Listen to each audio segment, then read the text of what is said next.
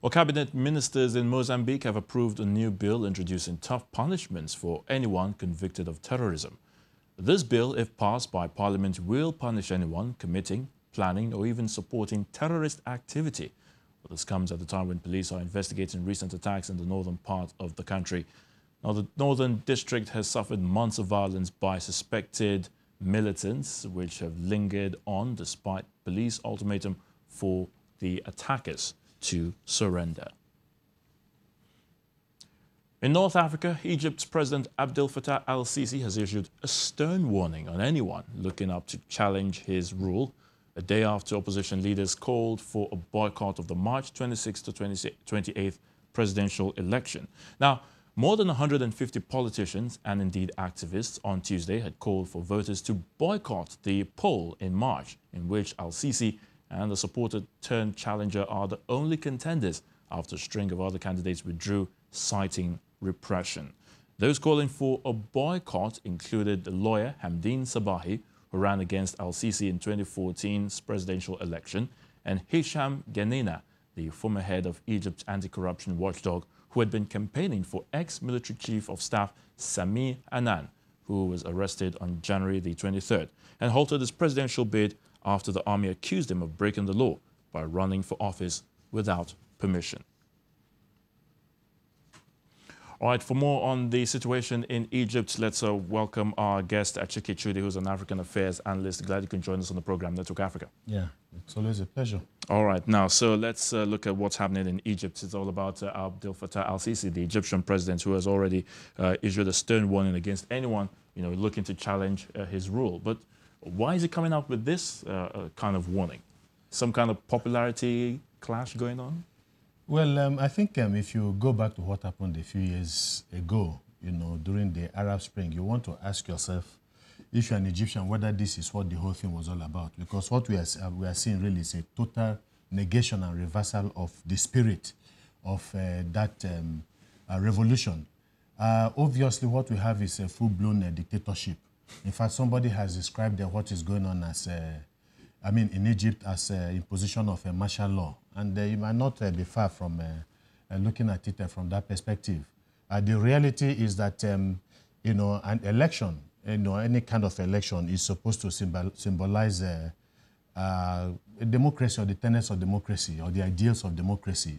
To a very At least that the country is coming of age. Yeah. That the country is coming of age and that people are being given the opportunity to elect their leaders. I think it was an American senator, Dianne Feinstein, that said that the right of a people to elect their leaders is at the root of liberty. And so, obviously, the people are being denied that because when you make the process one-sided, just like we're seeing, when you have a government that dictates the rules of the game 100%, then there is really nothing there left for the people. So this is, like some people would describe it, a sham election. There is no doubt about that. The fact that he has come out to issue warning is also an indication that there is just one man that's in charge of the politics of Egypt. So does this mean that, even if the presidential elections are held, is it that he just wants every other person to just sit back, not do anything, not come out to, is this just all about Abdel Al-Sisi? For those who are saying, look, we're not going to participate because there's some kind of repression going on, what does this really portend? Well, I think he sees himself as somebody who has stabilized Egypt from the period of restlessness, during the revolution. Of course, you had the two major antagonistic forces then at a particular point in time. Eventually, he took over and brought some kind of stability. But again, it's just stability in quotes.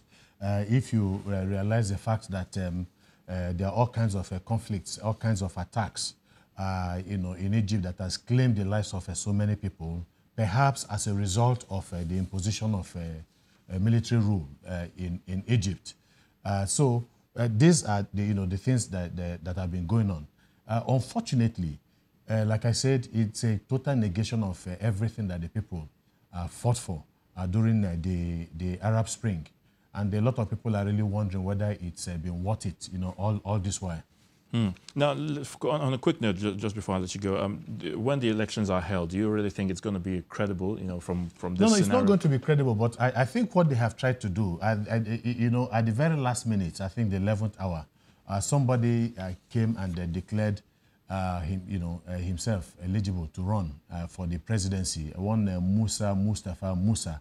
Unfortunately, a lot of people see that as an attempt by Al-Sisi to legitimize this current election. Because, I mean, what kind of election are you having when the prominent, politicians are being clamped in jail and hounded out, of the process itself? So there's no way it's going to be credible. But I think the irony, maybe just lastly, is the fact that the West, a very prominent partner of Egypt, normally should be frowning at what is going on. All right, I'm just going to have to end it there. Thank you so much for your thoughts on the situation in Egypt.